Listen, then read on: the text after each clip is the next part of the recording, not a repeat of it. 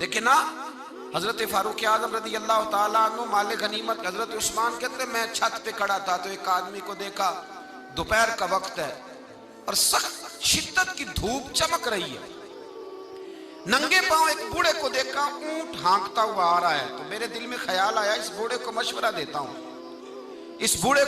دیتا ہوں کہ جناب آپ چھوڑ دیں، یہ آپ اس عمر میں کس چکر میں لگے ہوئے ہیں، دنیا سو رہی ہے آپ بھی سو جائیں۔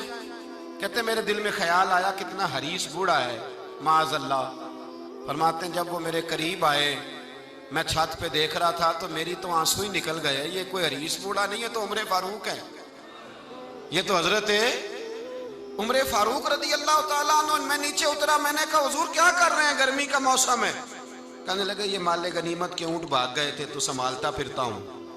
کہا حضور کسی غلام کو کہہ دیتے۔ فرمانے لگے حکومت میری ہے تو ذمہ داری بھی میری ہے، حکومت میری ہے تو ڈیوٹی بھی۔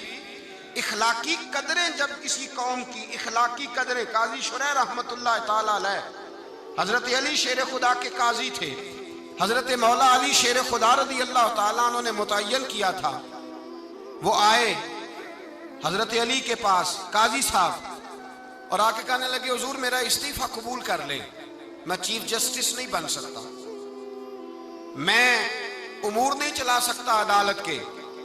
تو حضرت علی نے فرمایا قاضی صاحب کیا ہوا؟ کہنے لگے دو پارٹیوں کا مقدمہ میرے پاس تھا، تو کل ایک پارٹی 10 کلو کھجوریں لے کے آ گئی ہے میرے پاس۔ تو حضرت علی فرمانے لگے آپ نے قبول کر لی ہیں؟ کہنے لگے ضرورت تھی میں قبول کر لیتا، میں نے ان سے کہا ہے کہ خبردار تم نے سوچا کیسے، جھڑک دیا ہے قبول نہیں کی، تو کہا پھر آپ استعفیٰ کیوں دے رہے ہیں؟ تو یہ امت مسلمہ کی اخلاقی قدریں ہیں، یہ امت مسلمہ کا رنگ ہے، اپنی ملت پر قیاس اقوام مغرب سے نہ کر، خاص ہے ترکیب میں قوم رسول ہاشمی، یہ قدریں ہیں ملت اسلامیہ کی۔ قاضی صاحب کہنے لگے حضور ان لوگوں نے میرے بارے میں سوچ لیا ہے کہ میں رشوت لے سکتا ہوں، وہ سوچ لیا ہے کہ میں پیسے پکڑ لوں گا، 10 کلو کھجوریں لے آئے۔ تو جس کے بارے میں قوم سوچ لے نا کہ رشوت لے سکتا ہے، سوچ بھی لے، وہ بندہ قاضی بننے کے قابل ہے، وہ قاضی بننے کے قابل نہیں ہوتا۔ لہذا انہوں نے چونکہ سوچ لیا ہے، لہذا اب میں اپنے اخلاق کو اتنا بلند نہیں جانتا کہ میں کرسی عدالت پر بیٹھ کر مقدمے کروں۔ جاگیں اور سوچیں، اس پہلو پر غور کریں۔ کٹتی ہوئی قدریں، کٹتی ہوئی اور ٹوٹ کر بکھر گیا سارا اخلاق، حکمران سے لے کر پین تک۔ اس ملت کا رونا یہ نہیں کہ یہاں صدر کرپٹ آیا ہے، وزیر اعظم غلط آیا ہے، وفاقی وزراء برے آئے ہیں، اس قوم کا رونا یہ ہے کہ ریڈی والے کے پاس پھل لینے جاؤ تو سامنے بھلے بھلے لگا لیتا ہے اور پیچھے والی سائیڈ پہ وہ چھپا کے برے پھل لگا لیتا ہے۔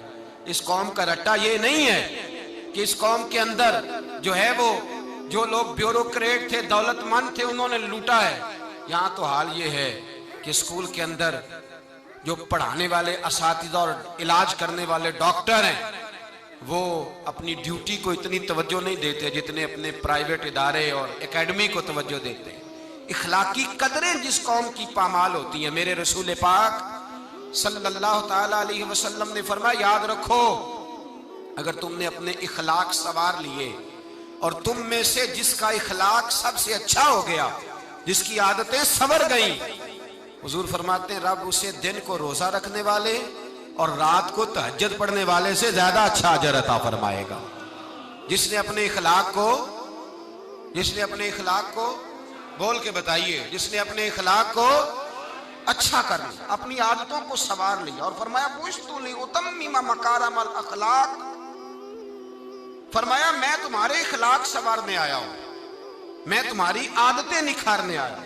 میرے رسول پاک علیہ الصلوٰۃ والسلام نے اخلاقی قدریں، معیار بلند کیا اخلاقی قدروں کا معیار۔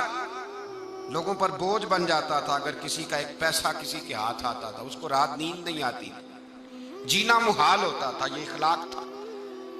ساتھ والا پڑوسی بے چین ہوتا تھا تو اس گھر میں بھی کسی کو نیند نہیں آتی تھی، یہ اخلاق تھا۔ حضرت عثمان غنی رضی اللہ تعالیٰ عنہ اگر مالدار ہیں تو جس بھوکے کی بھوک کا پتہ چلا ہے عثمان غنی نے اپنے کندھے پہ توڑا رکھ کے اس کے گھر پہنچایا ہے۔ یہ اخلاقی قدریں تھیں.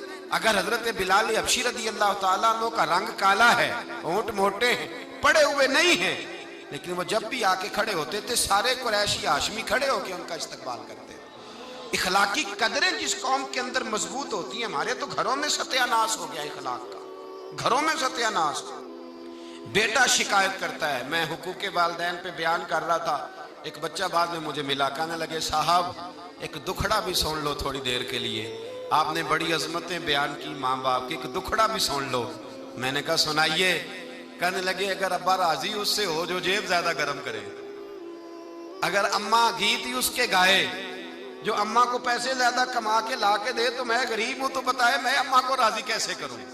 جہاں اخلاقی قدروں کا یہ حال ہو کہ بچے سوچنے لگے پیسے ہوں گے تو باپ راضی ہوگا، پیسے ہوں گے تو اماں راضی ہوگی.